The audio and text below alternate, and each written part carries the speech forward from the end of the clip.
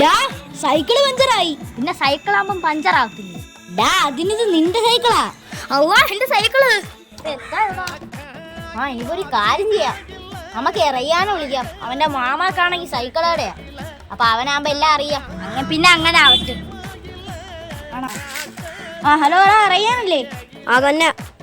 ഞാൻ അലിയാടാ. പിന്നെ നമ്മുടെ വണ്ടി ഒന്ന് പഞ്ചറായി, ഒന്ന് ശരിയാക്കണമായിരുന്നു. ഇങ്ങോട്ടൊന്ന് വരാവോ? ഞാൻ ഇപ്പൊ വരാം.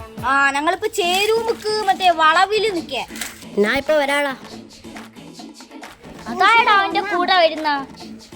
മിക്കവാറും അവന്റെ അസിസ്റ്റന്റ് ആയിരിക്കും. ഓ, ടയർ പഞ്ചറായല്ലേ? ഡാ സേതലി, ഇത് ടയർ പഞ്ചറായതല്ല, ടയർ പൊട്ടിയതാണ്ടേ. ഇത്രയും വലിയ മൂർച്ചയുള്ള പാറക്കല്ല കുത്തി കയറിയത്. ഇനിയിപ്പോ എന്തായി? സൈക്കിള് മാറ്റി വാങ്ങേണ്ടി വരും.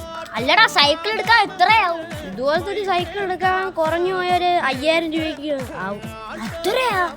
വേറെന്തെങ്കിലും വഴിയുണ്ടോ സേതലി? ഇത് അല്ലെങ്കിൽ ഒരു കാര്യം ചെയ്യാം, നമുക്ക് ടയർ അങ്ങ് മാറാം. എന്റെ മാമ എന്ന് വിളിച്ചു നോക്കട്ടെ.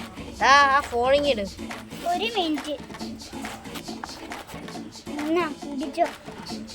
ഹലോ, ഞാൻ മാമയെ വിളിച്ചതാ. മാമ പറയുന്ന ടയറൊക്കെ മാറ്റി വരുമ്പോ ഒരു 1000 രൂപ ആവുന്ന. അത്രയും രൂപയാവോ? നമ്മള് സാധാരണ സൈക്കിളോടെ കൊടുത്താൽ വരും ഒരു 300 ആവത്തുള്ളൂ. എടാ, എന്റെ മാമ ഉപയോഗിക്കുന്ന ബ്രാൻഡഡ് സാധനമാണ്, നിങ്ങൾക്ക് വേണോ? തക്കാലം ഇട്.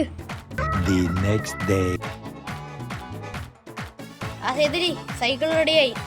റെഡിയായ? വാടാ. സൈക്കിൾ കിട്ടിയാ? ഓടാ, വണ്ടി കിട്ടി. അമ്മക്കൊരു ചായ കുടിച്ചിട്ട് വരാം. പോട്ട്.